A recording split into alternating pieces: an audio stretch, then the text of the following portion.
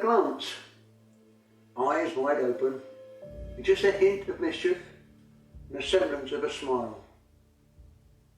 And then she was gone. That image stayed with me for quite some time.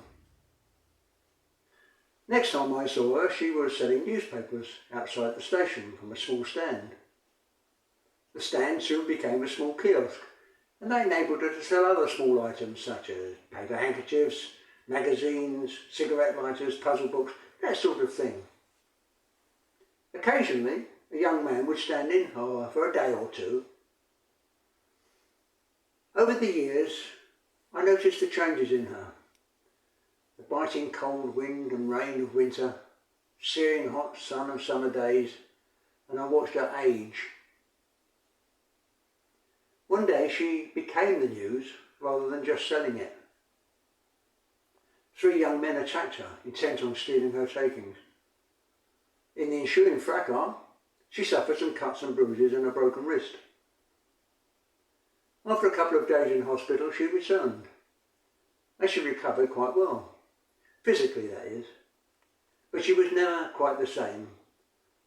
Not exactly frightened, but more wary, more cautious. The young man began to stand in for her on more and more occasions until eventually he was there all the time.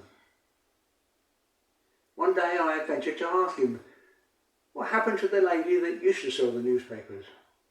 Oh, he said, that was my Auntie B. She's handed the business over to me now, keeping it in the family. And how is she, I asked. Oh, thank you for asking, sir, he said, but not very well actually. Last weekend she was admitted to St Michael's Hospice, the one just up the road. Oh, I'm sorry to hear that. Then he looked at me and said, do you mind me asking, sir, if you would care to go and visit her?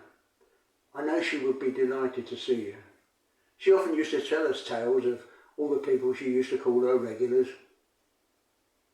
So, on Saturday afternoon, with a heavy heart, I made my way to St Michael's Hospice.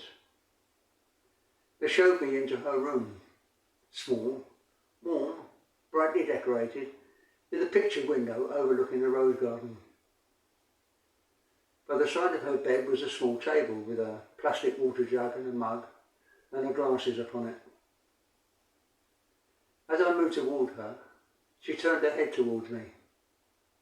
It was nothing more than a glance, eyes wide open with just a hint of mischief and the semblance of a smile, and then she was gone.